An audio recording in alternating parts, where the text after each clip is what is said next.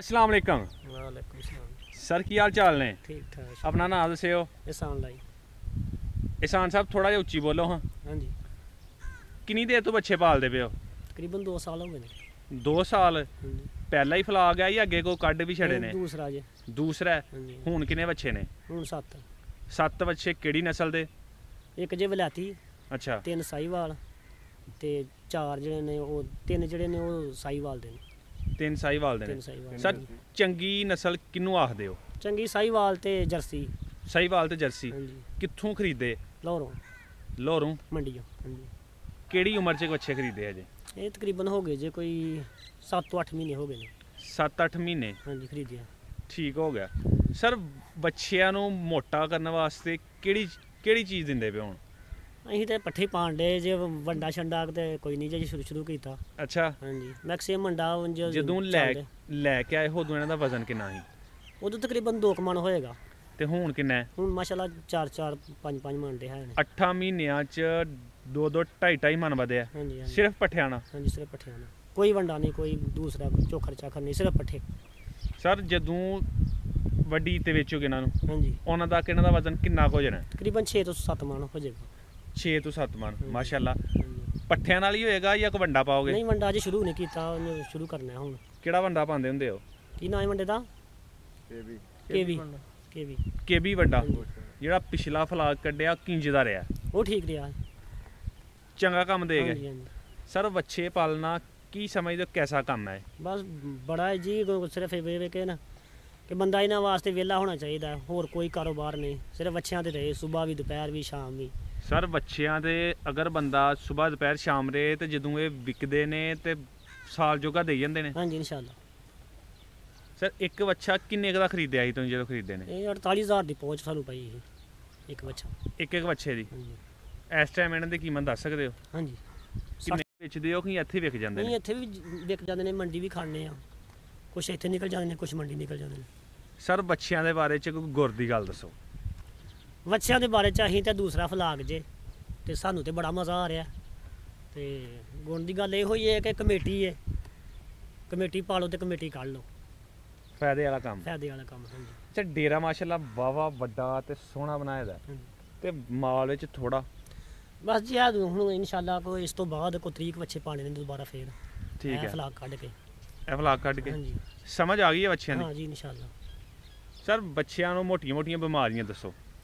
ਇਹਦਾ ਨਾਲ ਸਭ ਤੋਂ ਬਿਮਾਰੀ ਜਿਹੜੀ ਹੈ ਨਾ, ਚਿੱਚੜ ਜਿਹੜੀ ਹੈ ਇਸ ਨਸਲ ਨੂੰ। ਹਾਂਜੀ ਫਿਰ ਉਸ ਤੋਂ ਬਾਅਦ ਬਦ ਹਜ਼ਮੀ। ਹਾਂਜੀ, ਉਹਦਾ ਇਲਾਜ ਵੀ ਦੱਸੋ। ਉਹਦੇ ਵਾਸਤੇ ਪਿਆਜ਼ ਅਦਰਕ ਹਰੀ ਮਿਰਚ ਦੇ ਰਹੇ ਹਾਂ। ਹਾਂਜੀ, ਕਿੰਨੇ ਦਿਨਾਂ ਬਾਅਦ ਤੇ ਕਿੰਨੀ ਹਫ਼ਤੇ ਮਿਕਦਾਰ? ਬਾਅਦ ਦੇ ਰਹੇ ਹਾਂ, ਨਮਕ ਮਿਰਚ ਤੇ ਪਿਆਜ਼ ਮਿਰਚ ਅਦਰਕ। ਅੱਛਾ ਬੱਚਿਆਂ ਨੂੰ ਫਰਬਾ ਕਰਨ ਵਾਸਤੇ ਮੋਟਿਆਂ ਕਰਨ ਵਾਸਤੇ ਅਸੀਂ ਸੁਣਿਆ ਕਿ ਪਾਣੀ ਜਿਹੜਾ ਬੜਾ ਜ਼ਰੂਰੀ ਹੁੰਦਾ।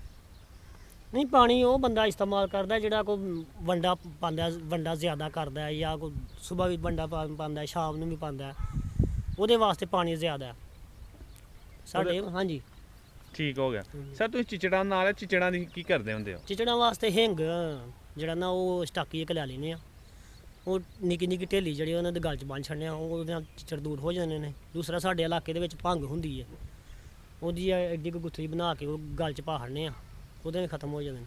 ਪੱਕੀ ਗੱਲ ਹੈ? ਹਾਂਜੀ, ਕਿੰਨੇ ਦਿਨਾਂ 'ਚ? ਤਕਰੀਬਨ 1 ਹਫ਼ਤੇ ਬਾਅਦ ਖਤਮ ਹੋ ਜਾਂਦੇ ਨੇ। ਸਰ ਅਸੀਂ ਦੇਖਦੇ ਪਏ ਲੱਕੜੀ ਦੀਆਂ ਖੁਰਲੀਆਂ ਬਣਾਈਆਂ ਨੇ ਬੱਚਿਆਂ ਦੀ। ਹਾਂਜੀ ਹਾਂਜੀ, ਜਿਹੜੇ ਵੀ ਫਾਰਮ ਤੇ ਅਸੀਂ ਗਏ ਲੋਕਾਂ ਲੱਕੜੀ ਦੀਆਂ ਖੁਰਲੀਆਂ ਬਣਾਈ ਦੀਆਂ ਹੁੰਦੀਆਂ ਨੇ। ਇਹਦੇ ਵਿੱਚ ਵੀ ਕੁਰਾਦ ਹੈ? ਇਹ ਕਿਕਰ ਦੀ ਜਿਹੜੀ ਹੈ ਨਾ ਖੁਰਲੀ, ਉਹਦੇ 'ਚ ਘੱਟ ਮਸਲਨ ਇਹਨੂੰ ਚਿਚੜ ਪੈਂਦਾ ਹੈ। ਅੱਛਾ ਲੱਕੜੀ ਦੀ ਖੁਰਲੀ 'ਚ ਤਾਂ ਹਾਂਜੀ, ਦੂਸਰੀ ਖੁਰਲੀ 'ਚ ਪਾਓ ਤੇ ਬਹੁਤੇ ਬਹੁਤੇ ਚਿਚੜ ਹੁੰਦੇ ਨੇ।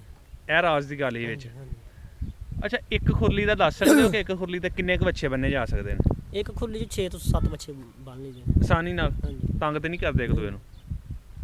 ਠੀਕ ਹੋ ਗਿਆ। ਸਰ ਇਹਨਾਂ ਦੀ ਕੋਈ ਵੈਕਸੀਨੇਸ਼ਨ ਦਾ ਸ਼ਡਿਊਲ ਰੱਖਿਆ ਦਾ ਕੋਈ ਜਿਹੜੇ ਫਾਸ ਦੀ ਟੀਕੇ ਅਜੇ ਵਗੈਰਾ? ਤੱਕ ਤੇ ਨਹੀਂ ਜੇ ਕੋਈ ਵੀ ਲਵਾਇਆ ਮੈਨੂੰ ਪਹਿਲੀ ਇੰਜੈਕਸ਼ਨ। ਨਿਲਜਨ ਪਲੱਸ ਇੰਡੋਐਕਸ। ਹਾਂਜੀ, ਉਹ 2 ਮਹੀਨਿਆਂ ਬਾਅਦ 3 ਮਹੀਨਿਆਂ ਬਾਅਦ ਅਸੀਂ ਦਿੰਦੇ ਹਾਂ। ਠੀਕ ਹੈ। ਹਾਂਜੀ, ਇਸ ਤੋਂ ਇਲਾਵਾ ਕੋਈ ਚੀਜ਼ ਨਹੀਂ। ਸਰ ਬੱਚੇ ਜਿਹੜੇ ਨੇ ਕਿਹੜੀ ਉਮਰ 'ਚ ਖਰੀਦਣੇ ਚਾਹੀਦੇ ਨੇ ਤਾਂ ਕਿ ਫਾਇਦਾ ਦੇ ਜਾਣ? ਬੱਚਾ ਸਾਲ ਦਾ 1.5 ਸਾਲ ਦਾ ਇੱਥੇ ਖਰੀਦਣਾ ਚਾਹੀਦਾ। ਜਦੋਂ ਜਿਹੜਾ ਕੋਈ- ਵੇਚਣੇ ਨੇ ਤੇ ਕਿਸੇ ਮੰਡੀ 'ਚ ਖੜਨੇ ਨੇ ਇੱਥੋਂ ਦੇ ਲੋਕਾਂ ਲਾਏ ਨੇ ਨਹੀਂ ਇੱਥੋਂ ਵੇਖ ਜਾਂਦੇ, ਮੰਡੀ ਵੀ ਜਾਂਦੇ ਆ, ਉੱਥੇ ਵੀ ਵੇਚ ਵੱਛਿਆਂ ਦੀ ਸਭ ਤੋਂ ਚੰਗੀ ਮੰਡੀ ਕਿਹਨੂੰ ਆਖੋਗੇ? ਸਭ ਤੋਂ ਚੰਗੀ ਮੰਡੀ ਲਾਹੌਰ ਹੈ, ਬੱਕਰਵਾਲ। ਉੱਥੋਂ ਜਾ ਖਰੀਦਦੇ ਹੋ? ਹਾਂਜੀ। ਅੱਗੋਂ ਜਿਹੜਾ ਪਲਾਨ ਹੈ 30 ਵੱਛਿਆਂ ਦਾ ਉਹ ਵੀ ਉੱਥੋਂ ਖਰੀਦੋਗੇ? ਨਹੀਂ, ਬਾਵਲਪੁਰ ਦਾ ਪਲਾਨ ਹੈ, ਬਾਵਲਪੁਰ ਨੂੰ ਲਿਆਓਗੇ ਫਾਰਮ ਜਾ ਤੇ ਕੇ? ਜਾਣ ਦਾ, ਵੱਡੇ ਫਾਰਮ ਤੇ। ਵੱਡੇ ਫਾਰਮ ਤੇ? ਹਾਂਜੀ। ਸਰ ਮੰਡੀਆਂ 'ਚੋਂ ਖਰੀਦਣੇ ਚਾਹੀਦੇ ਨੇ ਜਾਂ ਕੋਈ ਡੇਰਿਆਂ ਫਾਰਮਾਂ ਵਗੈਰਾ ਨਹੀਂ ਤੋਂ? ਨਹੀਂ, ਮੰਡੀਆਂ ਚੋਂ ਇਹ ਵੇ ਕਿ ਕੋਈ ਬੰਦਾ ਕੋ ਅਕਲਮੰਦ ਹੋਏ, ਕਿਸੇ ਨੂੰ ਕੋਈ ਜਾਣ ਪਹਿਚਾਣ ਹੋਏ ਬੱਚਿਆਂ ਦੀ, ਉਹ ਖਰੀਦ ਸਕਦਾ, ਦੂਸਰਾ ਬੰਦਾ ਨਹੀਂ ਖਰੀਦ ਸਕਦਾ। ਠੀਕ ਹੋਗਾ ਸਰ। ਲਾਸਟ ਕੀ ਪੈਗਾਮ ਦੇਣਾ ਚਾਹੋਗੇ ਜਿਹੜੇ ਵੀਰ ਭਰਾ ਵੱਛੇ ਰੱਖਣਾ ਚਾਹੁੰਦੇ ਨੇ ਉਹਨਾਂ ਨੂੰ? ਬੱਚਿਆਂ ਦਾ ਇਹ ਵੇ ਕਿ ਬਸ ਇਹ ਠੀਕ ਹੈ, ਕੰਮ ਕਰੋ ਇਨਸ਼ਾਅੱਲਾ। ਅੱਛਾ, ਮਾਂ- ਵੱਛਿਆਂ ਨਾਲ ਵੱਛੇ ਰੱਖ ਕੇ ਲੱਖਾਂ ਰੁਪਏ ਕਮਾਏ ਜਾ ਸਕਦੇ ਨੇ? ਇਨਸ਼ਾਅੱਲਾ। ਕਿੰਨੇ ਵੱਛੇ ਰੱਖ ਲਓ ਤੇ ਬੰਦਾ ਲੱਖ ਰੁਪਏ ਕਮਾ ਸਕਦਾ ਹੈ? ਇੱਕ ਬੱਚੇ ਚੋਂ 40 ਤੋਂ 50 ਹਜ਼ਾਰ ਰੁਪਇਆ ਨਿਕਲ ਆਉਂਦਾ। ਇੱਕ ਵੱਛਾ 40-50 ਹਜ਼ਾਰ? ਹਾਂਜੀ, ਇਹਦਾ ਮਤਲਬ 3-4 ਵੱਛੇ ਰੱਖ ਲਓ ਤੇ ਲੱਖ ਰੁਪਏ ਬੰਦਾ ਹਾਂਜੀ, ਬਚਾ ਲੈਂਦਾ। ਬਚਾ ਲੈਂਦਾ ਬਿਲਕੁਲ। ਹੁਣ ਤੱਕ ਦੱਸ ਸਕਦੇ ਹੋ ਨਾ ਤੇ ਖਰਚਾ ਕਿੰਨਾ ਕੁ ਆ ਗਿਆ? ਖਰਚੇ ਦਾ ਤੇ ਹਿਸਾਬ ਨਾ ਹੀ ਲਵਾਓ ਤੇ ਚੰਗੀ ਗੱਲ ਹੈ। ਅੱਛਾ, ਹਾਂਜੀ, ਵਾਹਵਾ ਖਰਚਾ ਆ ਗਿਆ ਬੜਾ ਖਰਚਾ ਹੈ। 2 ਕਿੱਲੇ ਪੈਲੀ ਸੀ ਜਿਹੜੀ ਮੁੱਕ ਗਈ ਹੈ ਪੱਠਿਆਂ ਦੀ। ਪੱਠਿਆਂ ਦੀ। ਹਾਂਜੀ। ਠੀਕ ਹੋਗਾ ਸਰ, ਬਹੁਤ ਸ਼ੁਕਰੀਆ, ਤੁਸੀਂ ਆਪਣਾ ਕੀਮਤੀ ਵਕਤ ਦਿੱਤਾ। ਅੱਲਾਹ ਹਾਫਿਜ਼।